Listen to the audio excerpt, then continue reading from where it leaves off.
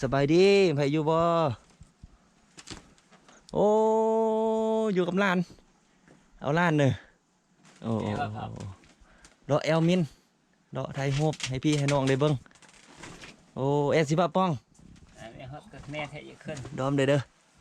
โอ้เพิ่นอันนั้นพี่น้องอ๋อหนูเนาะเพิ่นว่าเสน่ห์เอิ้นหนูโอ้เจ้าของให้เพิ่นใจดีพี่น้องเอ้ยเดี๋ยวมาเยี่ยมมายามโอมาล้มเพิ่นนี่เอาหนูให้ตัวนึงพี่น้องหนูก็ใส่กระแตบกระทีบมาพอดีเบาสุภาพไปปีนกินสวย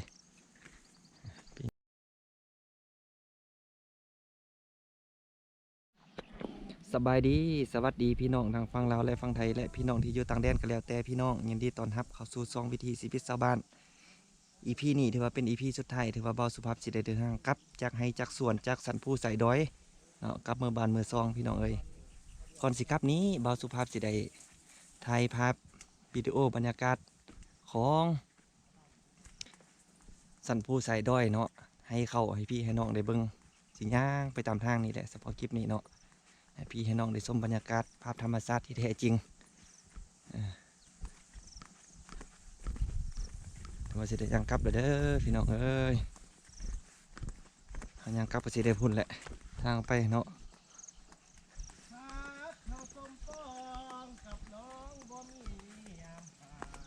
เรามาติดลิขสิทธิ์เด้อ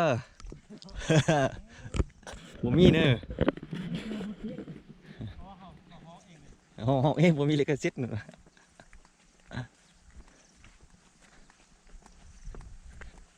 ยางเพิ่นไปแบบนี้แหละโอ้เขาเจ้ากระดูกกับมันยางเวลาเปย์หันขี้งอพี่น้องเอ้ยเวลาคนเขากลับบ้าน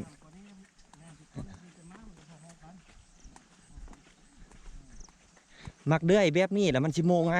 แต่มักบ่มี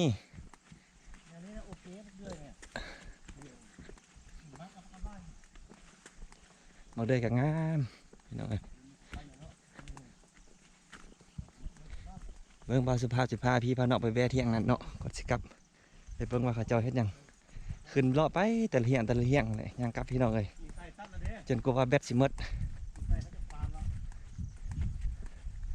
บุยูเนอะเขาเจ้าเที่ยงนั่นน่ะ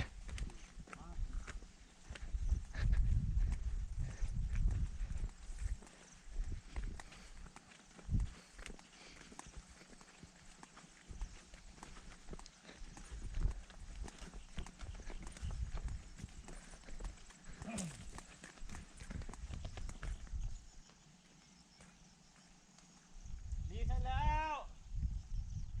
เมื่อกี้นี่เห็นอยู่อ่ะ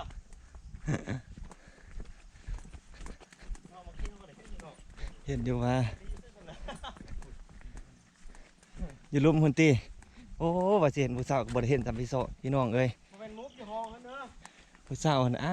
ยเห็นกองบ่ได้พี่น้อง เห็นกองเล่นกับปลาบักเดือยมันส่วนบักเดือยมัน รักพรุ่งนี้ละเด้อขันบอกว่าขันมาล่ะ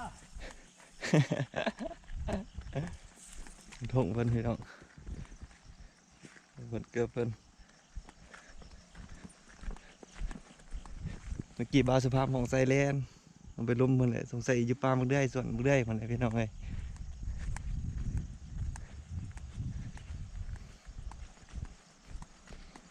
โอ้ได้เห็นคนไฟอยู่แวะเยี่ยมส้มหัวเจ้าบุดนึงเขาเนาะเยี่ยมส้มหัวเจ้าบุดนึงเจ้าอยู่บ่เจ้าเห็ดหยังกินสิประถามข้าวเขาเจ้าบุดนึงก่อน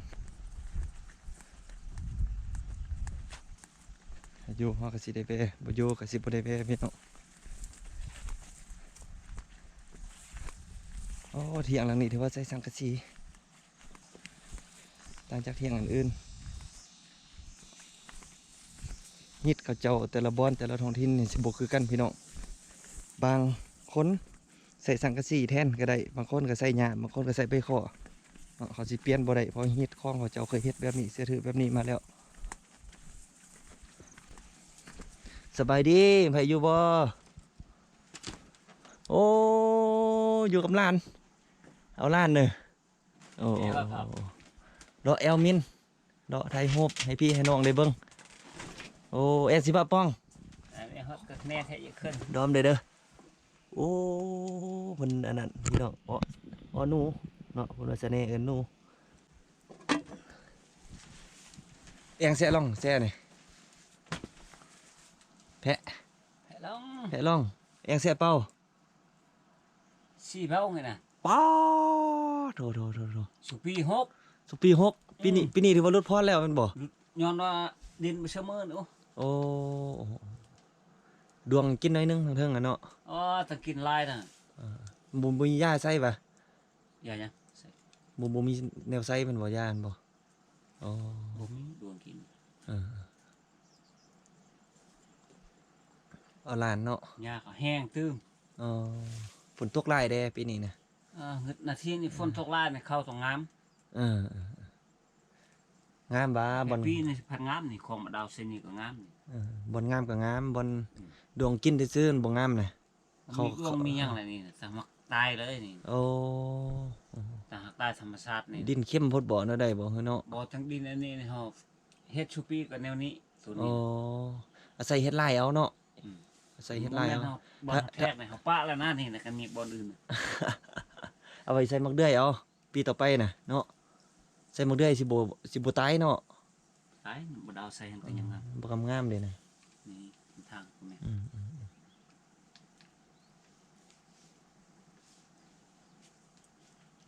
นั่นอยู่เถียงหาโอ้กูดอ่ะวันงวนอ่ะวันกับเอิ้นเด้อ วันอันนี้ วันนี้หน้านี่กูต้องเฮียนและกะ ของเรียนอื่น เขาโรงเฮียนแล้วอนุบาล1ตินี่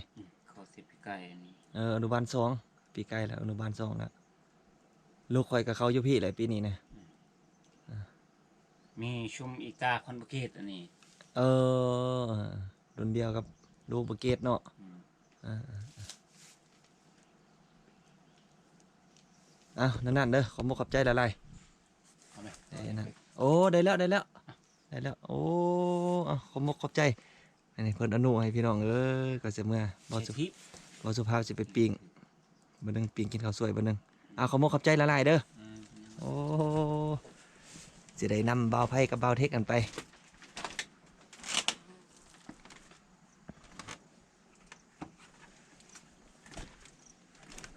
เดินทางไปต่อพี่น้องโอ้เบิ่งแต่ละหลังเฮือนนี่พี่น้องเอ้ยนี่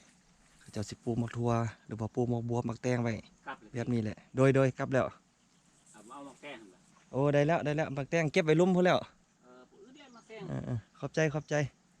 อันแค่บ่เท่าเก็บมามันตัวน้อยฮะ เอาไปก่อนขอบใจเด้อแต่ว่าโอ้เจ้าของให้เพิ่นใจดีพี่น้องเอ้ยเดี๋ยวมาเยี่ยมมายามโอมาล้มเพิ่นนี่เอาหนูให้ตัวหนึงพี่น้องหนูใส่กระแตบกระทีบมาพอดีบ่าวสุภาพไปปีนกินสวยเดี๋ยวขอบใจเพิ่นนี่เพิ่นว่าเฮ็ดให้นี่4 เป้าเนี่ยเสื้อมันพี่น้องโอ้ถือว่ากว้างสมควรประมาณ2 เฮกตาร์ไปเนาะ2 เฮกตาร์ปาดโถถือว่าสมควรปีใกล้นี่แต่ละปีเพิ่นเคยเฮ็ดหลายกว่านี้เพิ่นว่าเคยเฮ็ดหลายกว่านี้แล้วปีนี้ลดลงแดบ่มีแรงงานแดแล้วก็ดินเพิ่นว่ามันเป็นผู้หลายบ่สม่ำเสมอแดเลยเฮ็ดน้อยลงว่าซั่นตามถามข่าวเพิ่นเนาะเฮาก็เดินทางไปต่อพี่น้องเอ้ยสิเดินทางกลับแล้วเพราะว่ายานฟ้ายานฝนเด้เพราะว่าทางกลับก็ยังก็ยุ่งก็ยากเนาะพี่น้องเอ้ยบ่สุภาพกับมานอนนี่คืนนึงหรือว่า2 คืนแล้วเด้พี่น้องสิได้กลับไปเฮ็ดหน้าที่ปฏิบัติตามภาระหน้าที่ต่อไปเป็นแม่พิมพ์ของศาลต่อ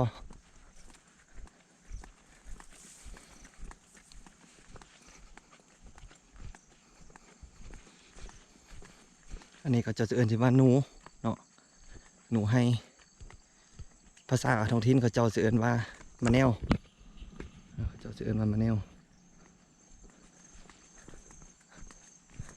ลงหาส่วนหมกเดือยนี่แล้ว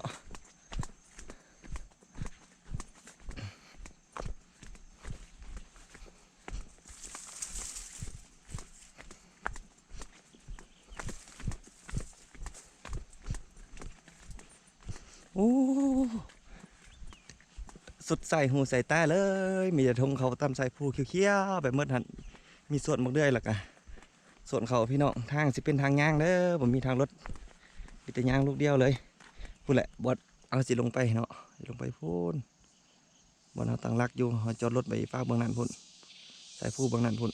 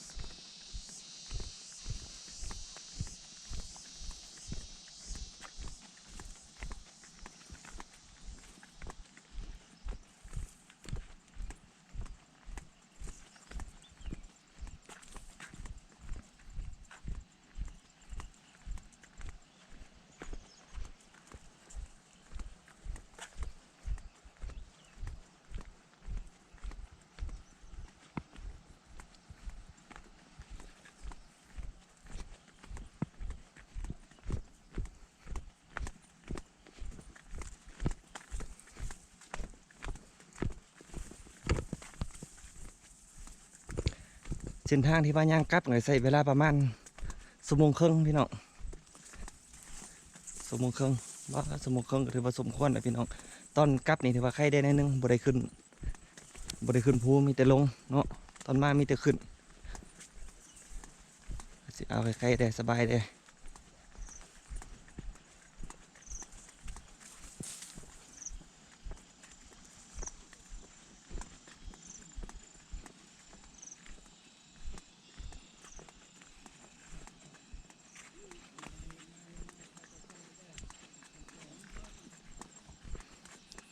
ก่อนสิไปกับมาเวะพักเศร้าเที่ยงนี้ก่อนเนาะโอ้อ่อนซ้อนเด้เที่ยงปันอยู่ในนิทานเลยพี่น้องปันอยู่ในหนังสือเลยงามงาม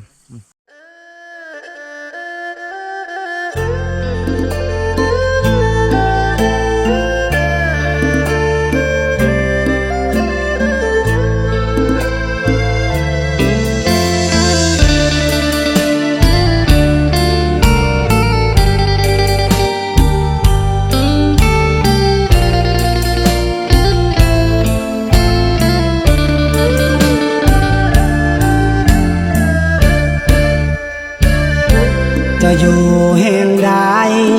บ่ลืมไหลทินฐานบ้านเฮาคิดฮอดทงนาป่าเขาภูมิลำเนาบ่อนเคยอาศัยนอนก็ยังฝันภาพเหล่านั้นยังฝังในใจลงนายามฝนตกใหม่ป่าซ่อนป่าใสสุขใจแท้นา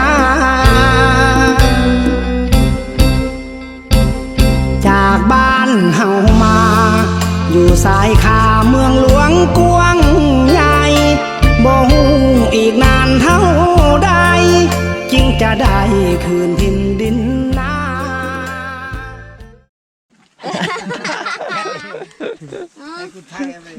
ว่าสิไปไทยผู้สาวว่าซั่นให้พี่ให้น้องได้เบิ่งว่าซั่นเพิ่นว่าโอ้ผู้สาวเรียนหนีบเขาปลาหมกเด้มัด มักแต่มักไก่ไล่ดูคนน้อยมักใหญ่น้อยมักใหญ่เนาะน้อยประมาณนี้ก็มีแต่บ่เอาแต่น้อยน้อยนี่ กินแซ่บมันบ่ เอามาบ่แพ้ มันนักเนาะไกลทางเลยเนาะก็สิประมาณนี้เด้อพี่น้องบ่สุภาพก็สิได้เดินทางกลับแล้วคลิปนี้ขอลาพี่ลาน้องเพียงส่ำนี้ฝากกดไลค์กดแชร์กดติดตามมาเด้อคลิปหน้าพบกันใหม่ขอบใจ พาใจอีกเว้ย มากันนี้น่ะอยู่เครื่องมัน เล่นโดนปุโรยพลาดที่หลงไปเลย